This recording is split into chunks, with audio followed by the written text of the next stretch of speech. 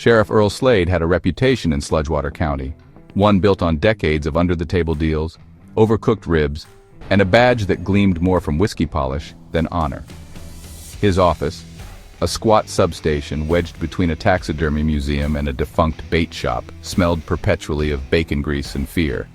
Most days, Earl's biggest challenge was deciding whether to nap in his office recliner or in the back seat of the patrol car. The town's population was a whopping 327, not counting the dogs. And the most serious crime in the last decade had been Old Man Peebles mooning a parade float dressed as Uncle Sam. So when Deputy Clive burst into the substation one hot August afternoon screaming about a moving scarecrow with too many legs, Slade assumed the boy had heat stroke or had finally gone blind from drinking turpentine. But Clive wouldn't shut up. Even after being locked in the evidence freezer with a cold Dr. Pepper, he babbled through the door about the thing. And that was when Earl started to worry, because Clive was too dumb to lie effectively. Slade drove out to Jenkins's farm with his shotgun, an open container of Bud Light, and a vague sense of unease.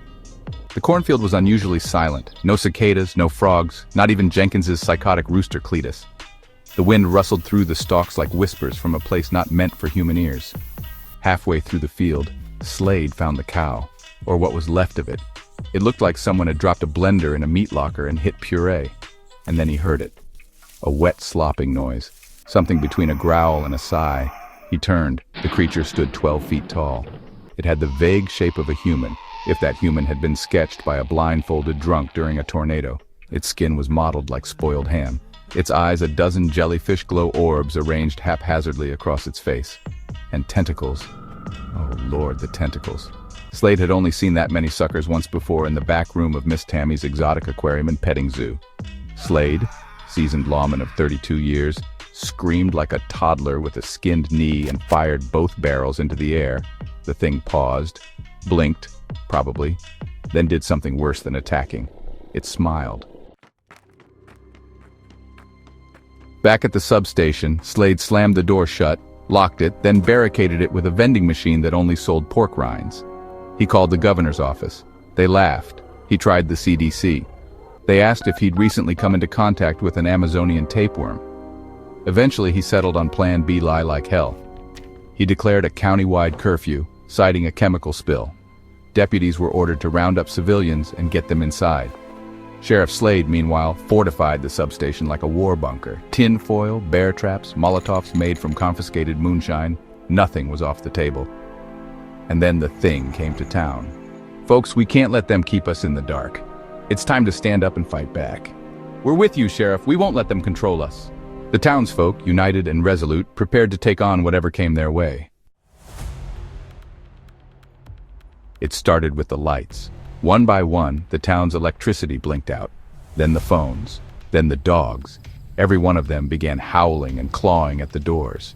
The substation shook. Slade peeked through the blinds.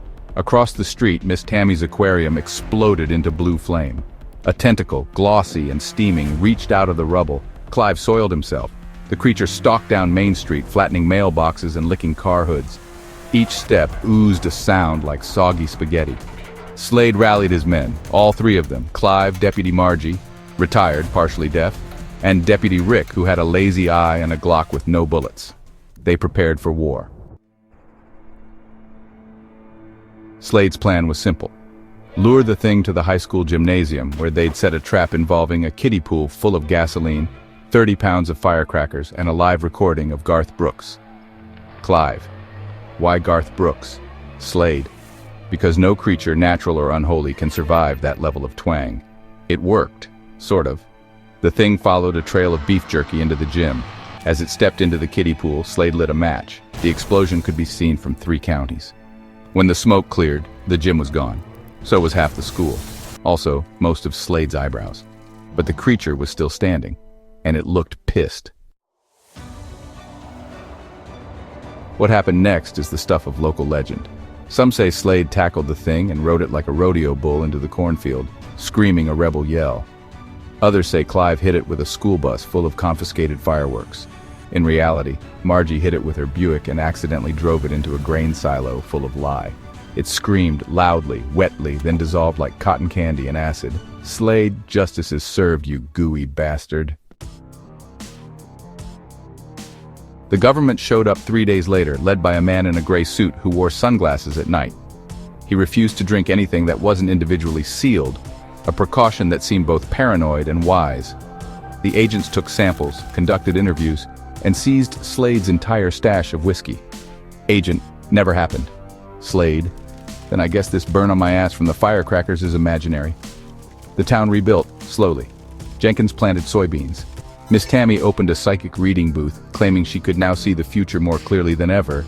And Slade? Slade got a new recliner, a new shotgun, and a plaque that read, "Sheriff Earl Slade, defender of Sludgewater, slayer of things that should not be." He still keeps a jar of tentacle meat in his office, just in case. And some nights, when the corn sways just right and the air smells like burnt ham, he swears he hears it gurgle. The town held meetings to discuss the strange events, but no one could agree on what had truly happened. Life went on, but with a lingering sense of unease. Children played, but people often looked over their shoulders. Sheriff Slade continued his patrols, and the townsfolk nodded in respect, knowing he had faced something unimaginable. On certain nights, an eerie glow could be seen in the distance, a reminder of the bizarre battle that had taken place. Slade would often gaze at the jar of tentacle meat, lost in thought, wondering if the battle was truly over. The sign at the town's entrance still read, "Welcome to Sludgewater," but everyone knew the town had changed forever. And in Slade's office, the plaque remained, a testament to his bravery and the strange events that had unfolded. Sheriff Earl Slade, defender of Sludgewater, slayer of things that should not be. And some nights when the corn sways just right and the air smells like burnt ham, he swears he hears it gurgle. The attack left the town in shambles. Homes were destroyed, and debris littered the streets. The townspeople banded together to clean up and rebuild. The emotional toll was heavy. Many had lost loved ones, and the fear of another attack lingered in their minds. The environment suffered as well. The river was polluted, and dead fish floated on its surface. The once thriving ecosystem was now a shadow of its former self. Sheriff Slade bore the weight of the town's sorrow. He looked weary, but the gratitude of the townspeople kept him going. Slowly but surely, the community rebuilt. New structures were erected and the town began to heal, though scars remained. Sheriff Slade continued his patrols, ever vigilant, ensuring the safety of Sludgewater and its people. Efforts were made to restore the environment. Trees were planted, and the river was cleaned, a symbol of the town's resilience. Slade would often gaze at the jar of tentacle meat lost in thought, wondering if the battle was truly over. The sign at the town's entrance still read, "Welcome to Sludgewater," but everyone knew the town had changed forever. And in Slade's office, the plaque remained, a testament to his bravery and the strange events that had unfolded. Sheriff Earl Slade, defender of Sludgewater, slayer of things that should not be. And some nights, when the corn sways just right and the air smells like burnt ham, he swears he hears it gurgle.